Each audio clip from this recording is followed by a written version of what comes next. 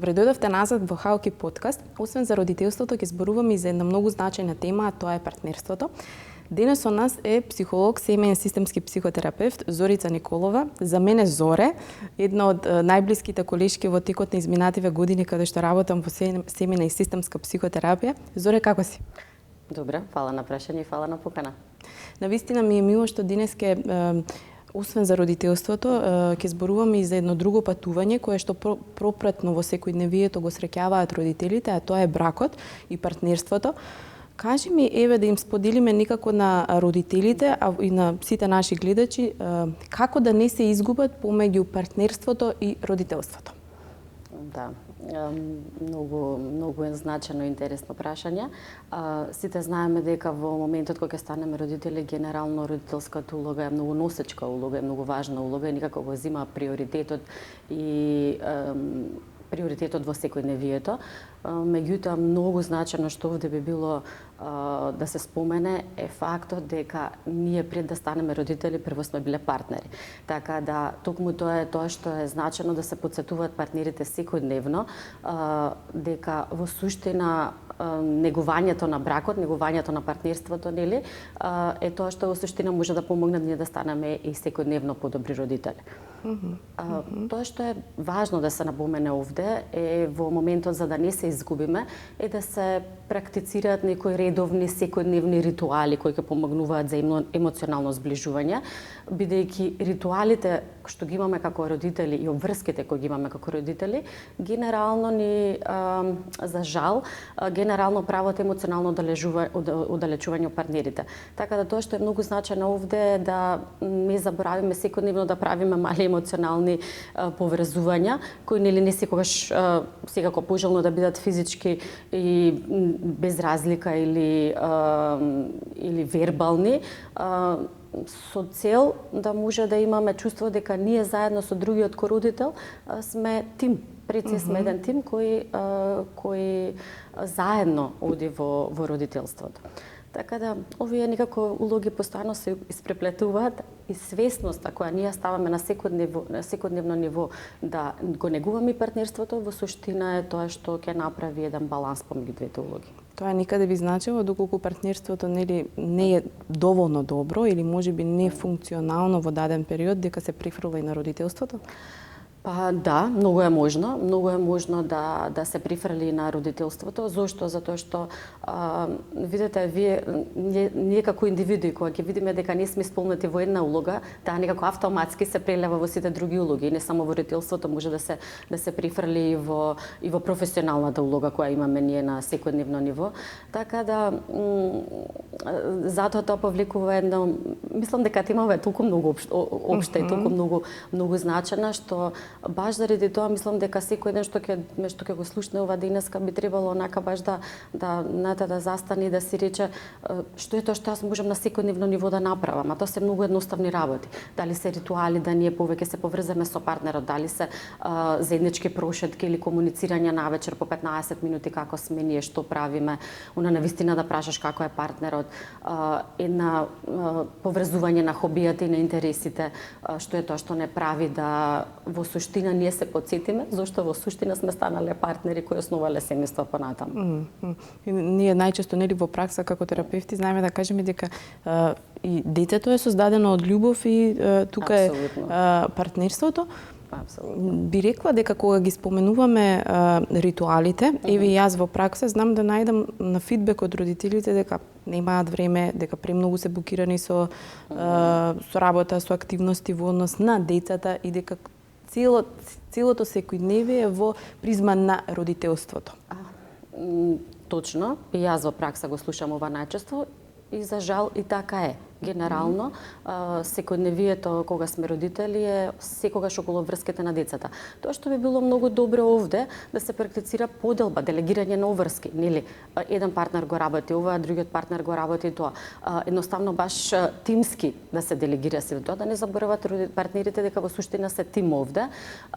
Дополнително колку да се нема време, свесноста дека ние мораме да го негуваме партнерството, со најмали моменти во текот на денот, исто како што треба да се дегуваме и ние самите во текот на денот или барем во неделата, така да знам дека секој ќе рече нема време, и генерално нема време, меѓутоа мислам дека убаво би било да ние едноставно речеме не знам, сабота и недела, ако ти ги земеш децата денеска, не знам, отидете на некое хоби, јас ке немам време за себе, или нели спротивно вице верса, како би му дошло тоа. Меѓутоа во суштина тоа што е поважно е дека во еден момент треба свесно да речат оке, ние 2 сата не сме веќе родители, 2 сата сме партнери. Овде што би кажала семејната системска терапија, дека треба да се повикаме на сите други ресурси што ги имаме во околина. Така да јас верувам дека секаде има некој не знам, чичко, тетка, вујко, вујна, живи родители, така да има многу начини како ние можеме детето да го ставиме во грижа од 2-3 сата со некој член од нашето поблиско или подалечно семејство без разлика, каде што ние сметаме дека нашето дете е сигурно.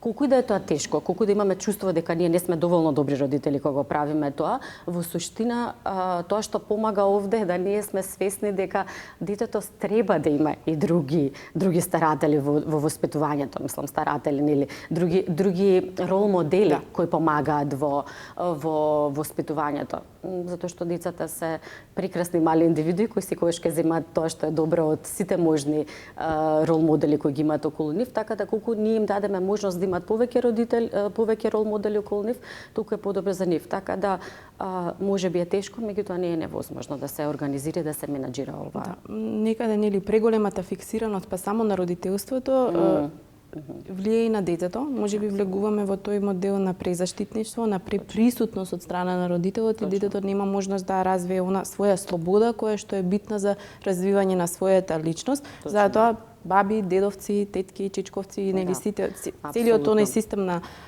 систем на поддршка би било окей да се вклучи, за да можат па мама и тато да бидат на моменти партнери. Точно. Убаво го сручи ова и ми остана само еден момент за важноста. Секогаш забораваме во суштина дека колку ние го ослободиме детето да биде вистински свое, толку повеќе му помагаме потоа во тинеџерството кога ќе дојде процесот на индивидуализација. Така да апсолутно се согласувам со тебе дека треба да има еден баланс во оној моментот во присутноста дека ние сме секогаш тука, да не бидеме толку заштитнички. Во суштина исто така го учиме детето на едни механизми на контрола кои се многу важни во тој период, а нели не сакаме да дадеме така. Исто така, кога неговата партнерство, ова е нешто многу значено, ќе ми избегаше за малце.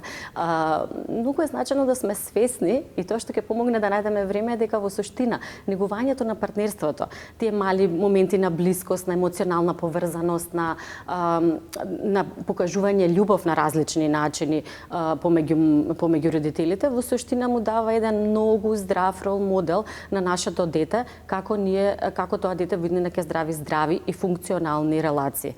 Доколку пратиме друга порака, тоа е тоа што детето ќе земе како модел. Да не заборавиме дека во првите 5 или првите 7 секогаш се потсетуваме, барем ние професионалците секогаш го потсетуваме тоа дека првите 5-7 во животот на детето се во суштина една мапа која ние праќаме како треба да изгледа партнерството во иднина. Така да во друг случај, нели, понатаму и детето ќе треба да отиде на психотерапија. Ова во однос на и детето ќе треба да отиде на психотерапија. И двете сме вклучени во пракса. Така. И кај мене често пати доаѓаат родители кои што се повикуваат дека детето има некаков проблем на однесување, стравови и така натаму. И ние секогаш велиме дека нели детето е само носителот на проблемот или предизвикот и една од хипотезите кои што ги отвараме освен родителски стилови и бракот. Колку тоа се случува во пракса, колку на пример го гледаш кај родителите и колку родителите го сваќаат дека окей, не треба да се работи само со детето, туку треба да се работи нели со нив и како партнери и како родители. Да. Секако дека треба да се работи нели целокупно.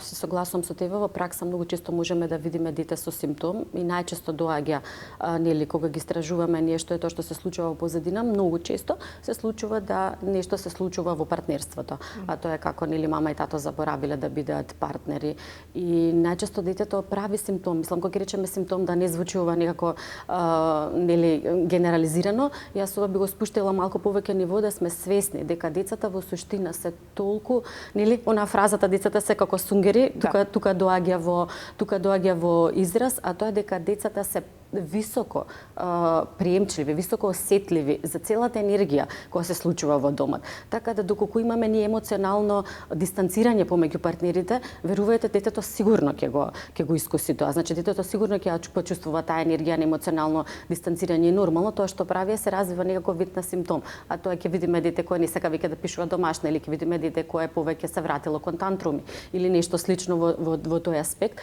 Така да тоа што е многу важно овде да видиме дека што се случува позади симптомот. Пак ќе кажам, многу често се случува да партнерите едноставно подзаборавиле. Така да во градењето на таа емоционална блискост јас би потсетила дека исто така секогаш треба да се потсетуваме дека зошто ние во суштина сме станале првично партнери. Јас се сеќавам на почетоците кога почнав да работам со родители, доаѓа едно прекрасно семејство за своето дете и зборуваме во однос на тоа и таткото во еден момент вика: "Види нешто да ти кажам, мене не ми се на прво место децата." Јас мислам дека мојата невербална комуникација беше буквално онака заледена, се додека не го слушна вториот дел. Мене на прво место ми е мојата сопруга. Кога јас и мојата сопруга ќе бидеме окей, тогаш не верувам дека и овие деца нема да бидат окей. Така да се ова ме потсети на тоа. Доста свесен родител. Да. Некаде и самите ајде да речам деца веќе кога влегуваат можеби во она позрела доба кажуваат дека ако мама и тато се добро и ние сме добро. Јас сме го слушнале многу пати, да. Исто така и многу пати сме слушнале во сесија каде што имаме или тинеџери кои ќе кажат јас не знам зашто до сега мама и тато не се разделија. Така да ова е нешто што го слушаме колку и да е тешко да се зборува, нешто што го слушаме многу редовно. Тоа праќа порека дека тинеџерите веќе тогаш може да го вербализираат на едно друго ниво, бидејќи се веќе во друг степен на развојна фаза. Меѓутоа апсолутно истото го мислат и го чувствуваат и претходно, меѓутоа најчесто нели се изразува преку симптоми. Па дури и ако нели слушаме во пракса, па ние не се караме пред него, не гледа конфликти, нема шанса да е до тоа. Енергијата ја чувствува дека имаме дистанцирано или конфликтно партнерство. Точно. Ова е супер и мислам дека е многу важно да се спомене дека да, ние може да се договараме на страна кога станува збор за воспитувањето со цел или да ги приближиме родителските стилови. Меѓутоа, јас лично сметам, верувам дека и ти кажете дека конфликтот некогаш и може да е во ред. Значи детето може да види некогаш конфликт, меѓутоа начинот на како ние го разрешуваме конфликтот, да има взаемна почит, заедно разбирање, да се види дека слушнате гласот и на двајцата родители и како ние во суштина го репарираме тој конфликт, е тоа што му дава во суштина снага на детето. И кога он ќе види дека во ред мама и тато никогаш да имат несогласување, меѓутоа како ние ги менаџираме овие несогласувања и како низ тие несогласувања покажуваме дека се уште има љубов, почит и разбирање, во суштина ние праќаме на многу здрава порака на детето дека во ред е да има несогласувања, тие се дел од негувањето на емоционална блискост. Меѓутоа, оној момент кога ние не знаеме или не знам заради емоционален афект не успеваме да искомуницираме адекватно кои се несогласувањата, тогаш е тоа што се случува да имаме повторувачки образец на конфликтно однесување, односно конфликтно партнерство. Во тие случаи, доколку самите партнери нели не можат да најдат начин како тоа да го изменаџираат, тогаш доаѓа нели од помош било кој што е значено лице за семејството, а тука некаде доаѓа нели стручната помош.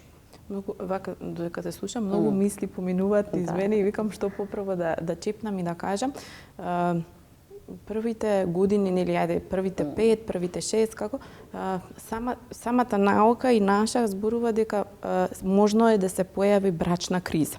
Затоа што посебно па на почетокот кога нели доаѓа дали е прво или второ дете, потребна е реорганизација во однос на тоа.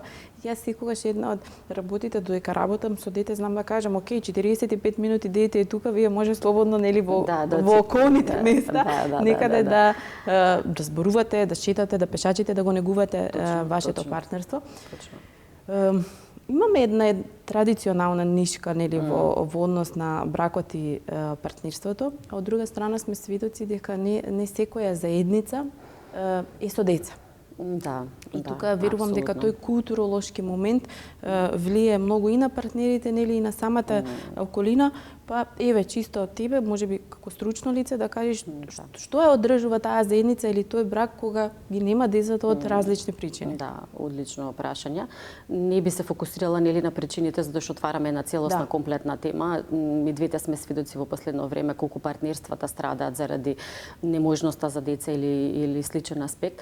Меѓутоа кога веќе се случува да ова партнерство или брак без разлика нели во денешно време нели не секогаш бракот е committed relationship. Зато тргнав со заедница. Да, точно. Така да во денешно време многу убаво прашање отвори затоа што кога немаме таа надворешна обврска, а тоа се децата, во суштина тоа што станува како негување на партнерството е вистинската поврзаност. И ова може да биде многу прекрасно, затоа што во суштина може да биде многу значајна динамика во која ние градиме многу блиска интимност, вистинска поврзаност и многу автентична врска. Зошто? Затоа што многу едноставно ние секој ден го избираме овој партнер да бидеме со него.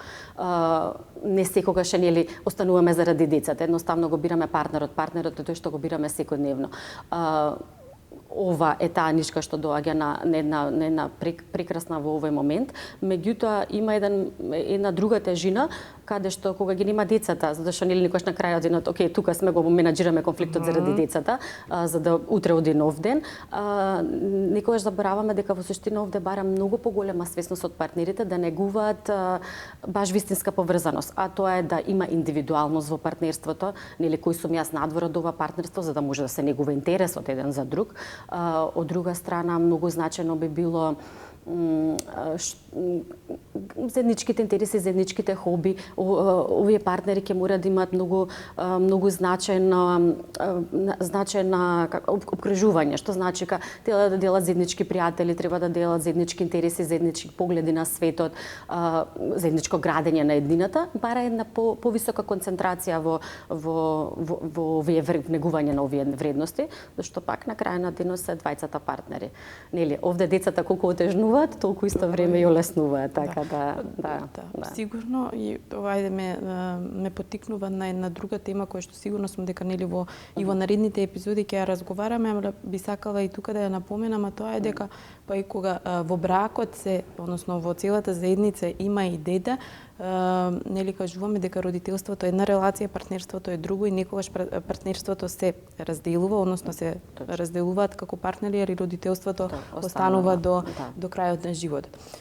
Зуре, јас би сакала некако да доловиме кога партнерската динамика не е окей. Еве, секојдневно се среќаваме со различно однесување кое што децата го пројавуваат, па можеби чисто овака како симптоми да ги наведиме. Јас пред некое време имав тинејџерка која што пројавува проблеми со исхрана заради тоа што имаме премногу дистанцирано партнерство. Текнува ли можеби нешто во моментот? На симптомите на децата, па да, освен нели проблематика околу јадењето, проблематика околу однесувањето, тука може се јави агресивно однесување, доколку е помало детето тантруми, без разлика и да е поголемо дете, но повторно нели емоционален тантрум може да има. Попуштање на одредено однесување со училиштето, значи дисциплината може да се покаже некоја проблематика, јадењето секако, нели надвор од јадењето ако се поголеми децата може да дојде до некој дисфункционално однесување како што е зависност или алкохол, нели збориме веќе за повозрасни деца, мислам за тинеџери. Вака од прилика тоа е тоа што ми текнува. Кога се помали, исто така многу често се случува да ме потсети тоа, многу често се случува да имаме само повредување, така да има доста симптоми што веднаш ќе не покажат дека нешто се случува. Согласно семејниот контекст. Симптоми кога нешто подолго време се случува. Знаете, јас секогаш љубам некако да кажам дека луѓето, тоа е таа порака што секогаш ја праќам за психотерапија, никогаш доаѓаме малку покасно. Нели? Веќе доаѓаме кога веќе станува збор дека веќе симптомот премногу долго трае, па што попрво да ние се сочуваме со некоја одговорност во сесија каде што дали треба да работиме на симптомот, дали треба да работиме во позадина на партнерство, на родителство, на многу аспекти се, затоа што е дојдено многу веќе покасно, односно континуиран процес има на нешто што се случува во семејството. Верувам дека ти си го видела тоа доста често во пракса, така да јас тука ќе пратам една порека дека нели негата на сами себе, каде сме ние, што е тоа што ние правиме на лично ниво пред се како луѓе, дава една порека дека јас сакам да го негувам и партнерството и во суштина изборот на квалитетен партнер, негувањето на партнерството не прави нас да бидеме уште подобри родители. Сигурно дека е така.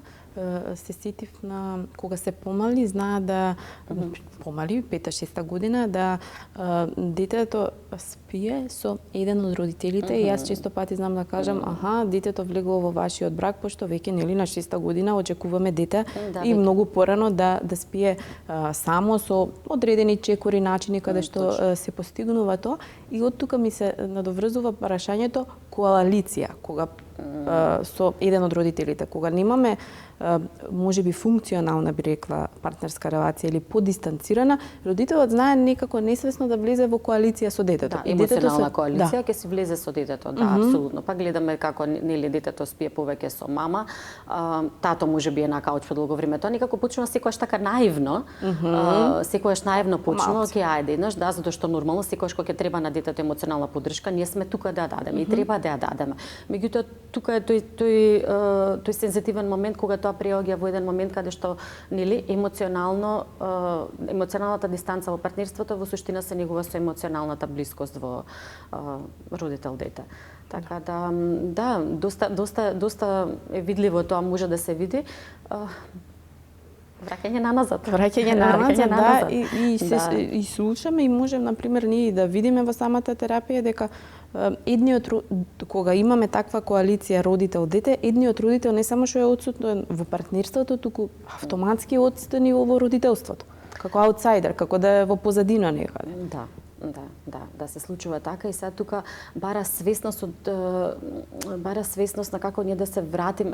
Тоа е тоа што во суштина е чекор пред сепарација, чекор пред развод. И за да не дојде до тука, најчесто во ваква ситуација веќе е потребна стручна помош. Зошто тука терапијата ќе помогне да ние во суштина ги преведеме овие емоционални несогласувања или овие несогласувања нели кои може да вродат со конфликти, за како ние некако да ги потсетиме, бидејќи самите заборавиле дека во суштина треба повторно да работат на блискоста во партнерството, за да може полека, пошто мама кога е лута на тато за нешто, нели во партнерството апсолутно дека нема да му дозволи да биде и родител. Не знам, мама ќе се го земе детето, ќе одат кај баба или ќе одат на прошетка. И тоа што прави огромна емоционална дистанца. И ова кога се повторува, тоа е тоа што нас после не доведува до симптом кај дете. Емоционална дистанца и би рекла товар огромен, пошто децата никако обично се во средина, кога сега јас да сакам, мама или тато. И таа перспектива ова, апсолутно. Нели, зошто не дошло до развод или јас се сеќавам 7-годишно дете доаѓаат на сесија и да вакате, нема што јас да кажам, мислам дека треба да поразговараш со мама и за тато, затоа што они постојано се караат. Значи, и голема свесност од страна на детето, али и голем товар. Да. Знаете зашто? Затоа што тука каде се во оној момент дека детето има вина во таа релација. Чувството на вина е тоа што му тежи емоционално на детето. Убаво го кажате како товар. Зошто? Затоа што кога детето нормално се уште е на возраст во која не може да направи нели дистанца дека и тинеџери кога се. Што е јас тоа што направив да мама и тато не се караат. Децата секогаш припишуваат на себе. И тоа е тоа што прави едно чувство на вина, на тежина и можеме да видиме дете кое ќе исто така ќе појави тука симптом каде што ќе биде емоционално дистанцирано. Тие некои први знаци на депресија кои може да ги видиме или први знаци на анксиозност во зависност од каква е структурата на детето и дома. Така да во тој момент треба некако нели да застанеме и да видиме што е тоа што ние правиме, што можеме поинаку, за да детето не го носи товарот од сето ова. И нема оние можеби реченици тато направи вака или мајка ти направи вака или татко ти го срочи она или сега, затоа што повторно тука ја даваме обврската детето да одлучува за близината на родителите. И сигурна сум дека си имала во пракса, гледаме симптом кој што родителите се крајно дистанцирани во однос на партнерството, односно како партнери и без разлика кој е симптомот, они само за таа тема кога е поврзано со детето, само тогаш се мирни. Да, затоа што симптомот е тој што ги става во емоционална блискост. Ние овде се грижиме детето да е добро. И во тој момент, нели, они се фокусираат на тој момент. Сето друго прави дистанца. И сега тука како полека да се врати таа дистанца во блискост. Тука ќе помогне многу комуникација, нели, како ние да научиме, како ние да научиме подобро да комуницираме едни меѓу други за да видиме што е тоа што се случува. Пошто комуникацијата е таа што ќе ни овозможи да видиме каде е јазот во суштина. Значи нешто се случило и никогаш и многу е фасцинантно затоа што кога ќе разговараме во партнерска сесија, многу често се е забележливо дека јазот е за нешто минимално направен, за некои секојдневни обврски кои што може да банално звучат сега да ги кажеме, и тоа јас така се предловучува со фактот што ние не кажуваме зашто можеби сме лути, што можеби сме очекувале. Многу често верувам дека ти гледаш во сесија кога имаме очекувања за нешто, а тие не се остварени. Затоа тука е многу важно како ние комуницираме во партнерството, за да може да не биде дека симптомот е тој што кај детето што само не поврзува. Исто така, без разлика, ме потсети сега додека го воведуваше прашањава, многу често знаеме да слушаме мама вака, тато така. Јас тука би пратила една порака дека децата исто така го примаат рол модел. Значи, што се случува со моментот кога ги негуваме овие моменти за да не дојде до таму, избегнувањето, мислам, многу религиски и филозофски концепти исто зборуваат за моментот на како ние во суштина да не зборуваме навредливо кон некој друг. Не се почесто се случува, гледаме колку децата веќе во предучилишна и во училишна возраст употребуваат одредени епитети за други другарчиња или многу слично. Ова е исто еден од симптом. Тоа значи дека ова дете некаде пресликува што се случува дома. Така да јас би повикала не на висока свесност во овој домен на пред да дојде до тој момент да ние влеземе во емоционален афект и да навредиме наш партнер, тоа е тоа што не довело до тука. Тоа е тоа што ќе не врати назад во комуникација, тоа е тоа што ќе го пронајде јазот. Јас лично сметам дека нели тие работи колку треба да се разговарат, меѓутоа низ една призма на тоа дека овој човек е изборот на партнерот и вашиот и кородител на вашето дете. Така да колку повеќе ние ќе негуваме една убав афирмативен начин на разговор, толку повеќе ние помагаме на нашето дете уште утре направи едноставно биде поквалитетно во тој начин, да има поздрави комуникацијски вештини, поквалитетни социјални вештини, исто така утре да гради поздрави релации кои ќе бидат за него интимни, партнерски или значајни. Така да самите сме свесни дека дека најчесто некако влегуваме несвесно да бираме партнери согласно тоа каков брак сме гледале дома, што сме гледале, нели кои пораки биле пратени. Јас секогаш знам, мислам и во пракса верувам и ти се напоминува и се спомнува тоа. Од друга страна, често слушам, ние сме цимери. Не сме, или сме само родители. Да. Многу мач со две острици. Во името на тоа дека ова дете има функционално семејство, ние живееме во емоционална дистанца. Мене искрено најтешко ми е кога доаѓаат со такви сесии и тука е оној момент што преска го кажав, малце е веќе касно. Не дека не е поправливо, ние работејќи го што го работиме во помагачките професии, знаеме да секојаш има чекор што може да се направи за да се сменат одредени работи, меѓутоа тежината и товарот паѓа на партнерите, а тоа е колку ние сме свесни, колку ние сакаме повторно да работиме на себе. И овде се тие, за да не дојде до овој момент, тоа е тоа што ние секогаш го кажуваме нели како порака, е дека мора да се работи на секојдневно ниво, на тие мали моменти, нели колку пати јас и ти сме слушнале во групните сесии, особено дека имаме партнери па и родители кои заборавиле да се фалат помеѓу себе, кои заборавиле да искажуваат благодарност.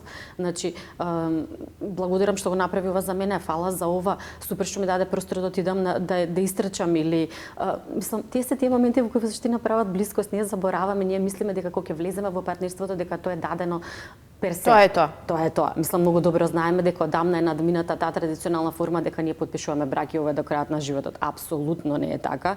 Мислам, треба да сме свесни во овој момент, затоа што ние имаме секојдневна обврска да го негуваме ова партнерство. И не би ни зборувале после за овие моменти каде што зборуваме денеска овде во подкастот, доколку ние секојдневно сме свесни дека ние треба да правиме свесен избор секојдневно, дека ние со овој човек или со оваа жена сме избрале да градиме заедница. Пред некое време од една драга личност слушнав кое што нешто зборевме во однос на партнерството, партнерите треба да се одмор. Да, одлично. Баш, да, и можеби тоа е некоја главна порака која што верувам дека сите сме полни со секојдневни обврски, со стрес, со еден начин на живот, плюс на тоа родителство. Јас би сакала да ги пофалиме ние родителите за секоја чест што се вклучени во родителството и да го негуваат тоа и на тој начин некако малце сепак добиваат снага и за партнерството, али да не скроз се дистанцираат од своите партнери. Зоре, пошто ние сме одлично ти беше ова. Би сакала тоа да го некако тоа да го кажам при крај дека и да го потенцираме некако за при крај дека партнерите треба да ни се оддишка, партнерите треба да ни се одмор, партнерите треба да ни се сигурен простор во кој ние можеме да бидеме тие што сме, каде што ние ќе ги симнеме маските од сите улоги што ги носиме во денот, каде што некој да те гушне на крај на денот и да рече тешко е и родителството, тешко е и работата. Тоа е тој момент во суштина што го прави партнерството квалитетно и колку ние почесто се потсетуваме да едниот има овде би ставила и би завршила на завршна нота би ставила еден момент дека не мора секогаш да сме сите 100% во партнерството, меѓутоа и 10% некогаш ќе забркаат работа. Ако денеска ти си на пола копие што викаат старите, или ако ти денеска си со 50% окей, јас ќе ги надополнам другите, никогаш окей, двајцата сме на 30% окей. И тоа е во ред. Така да едноставно свесност, разговор, негување на овие вредности кои во суштина првично почнале. А тоа е фактот дека емоцијата, фактот дека ние сме овде пред се заради љубов. И таа љубов сакаме да ја пресликаме во вика нашите деца. Никако се потсетувам кога бевме заедно на обука во Белград, кога зборувавме за емоциите и таму имаше еден даден дел дека ги забораваме основните вредности, а тоа се емоциите, дека се тргнуваме во било кој однесување со некаква емоција и ако чувствувам лутина кон партнерот да го детектираме таа лутина за да не премине во родителство кон дете и така натаму. Пошто сме во Халки подкаст и ние секогаш зборуваме и за делот околу финансиите, и како едуцираме и како тоа се поврзува во призма низ родителството и кај децата. Иве, чисто едно твое гледаште, денес сме во, би рекла, еден свет каде што материјалното е се повеќе застапено. Да. Ти си обкружена и приватно со деца, внуци и така натаму и во работата. Што мислиш, каква порака еве да пратиме во однос на тоа за како да ги едуцираме децата за финансиите и колку да даваме, например, фокус на тоа? Да, многу убаво прашање. Различно, или за секој семејство би било различно, меѓутоа тоа што јас би го пратила како порака е дека колку ние сме купете касичка. Тоа би го пратила како порака. Купете касичка на вашето дете, па дури оние ситни моменти. Јас на моите внуци имав купена касичка. Мислам дека баш тоа што патување во Белград. Така да многу интересно кога ќе видиш дека чуваат ситни во касичка или си имаат свој новчаник. Мислам едноставно ги учите да имате на свесност дека важна е ова, важно е да ние треба да имаме, меѓутоа во суштина, како што кажате, бидејќи живееме во доста материјален свет, најскапото нешто што ние не можеме да го платиме времето, така да времето кое ние го имаме со нашите деца, со нашите партнери, во суштина не може да го купи ништо друго, така да за тоа не требаат некои пари, меѓутоа тој момент кога ние ќе сватиме дека не мора да биде, се не знам кон каде да одам, дали да одам кон моментот дека не мора да биде ваква облека или не мора да биде без разлика марка, што и да сакаме да пратиме, значи едноставно да сме свесни дека во суштина децата бараат многу малку, а тоа е љубов, грижа, посветеност, време, така да тој момент кога ќе го дадеме има простор да се изгради се друго, а доколку ние негуваме како родители добри финансиски навики, апсолутно дека тоа дете ќе ги преслика, така да.